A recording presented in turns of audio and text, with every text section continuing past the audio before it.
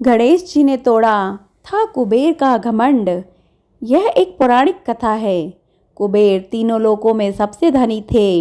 एक दिन उन्होंने सोचा कि हमारे पास इतनी संपत्ति है, लेकिन कम ही लोगों को इसकी जानकारी है। इसलिए उन्होंने अपनी संपत्ति का प्रदर्शन करने के लिए एक भव्य भोज का आयोजन करने की बात सोची। उसमें तीनों लोकों के सभी देवताओं को आमंत्रित किया गया। भगवान शिव और उनके इष्ट देवता थे, इसलिए उनका आशीर्वाद लेने वह कैलाश पहुँचे और कहा, प्रभु, आज मैं तीनों लोकों में सबसे धनवान हूँ।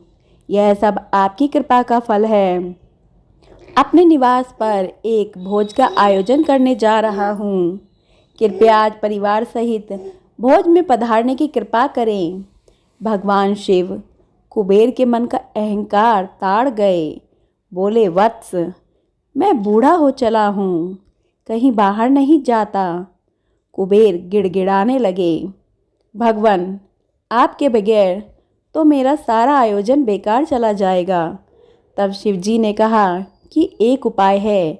मैं अपने छोटे बेटे गणपति को तुम्हारे भोज में जाने को कह दूंगा। कुबेर संतुष्ट होकर लौट आए। नियत समय पर कुबेर ने भव्य भोज का आयोजन किया। तीनों लोकों के देवता पहुंच चुके थे। अंत में गणपति जी आए और आते ही कहा, मुझको बहुत तेज भूख लगी है, भोजन कहाँ है? कुबेर उन्हें ले गए। भोजन से सजे कमरे में सोने की थाली में भोजन परोसा गया। क्षण भर में ही परोसा गया सारा भोजन खत्म हो गया। दोबारा खाना परोसा गया, उसे भी खा गए। बार बार खाना परोसा जाता और क्षण भर में गणेश जी उसे चट कर जाते। थोड़ी ही देर में हजारों लोगों के लिए बना भोजन खत्म हो गया, लेकिन गणपति का पेट नहीं भरा। वे रसोई घर में पहुँचे और वहाँ रखा सारा कच्चा सामान भी खा गए। तब भी भूख नहीं मिटी। जब सब कुछ खत्म हो गया तो गणपति जी ने कुबेर से कहा, जब तुम्हारे पास मुझे खिलाने के लिए कुछ था ही नहीं, तो तुमने मुझे न्योता ही क्यों दिया था? थक हार कर कुबेर देव तुरंत ही शिव जी के पास पहुँचे और पूरी बात बता दी। कुछ ही देर में गणेश जी भी वहीं पहुँच गए। शिव जी ने देवी पार्वती से गणेश जी के खाने के लिए कुछ लाने के लिए कहा। पार्वती जी तुरंत ही खाना ले आईं।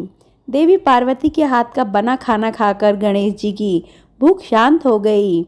ये देखकर कुबेर देव को अपनी गलती का एहसास हो गया।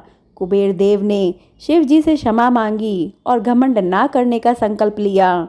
सीख, हमें कभी भी अपनी धन संपत्ति का घमंड नहीं करना चाहिए।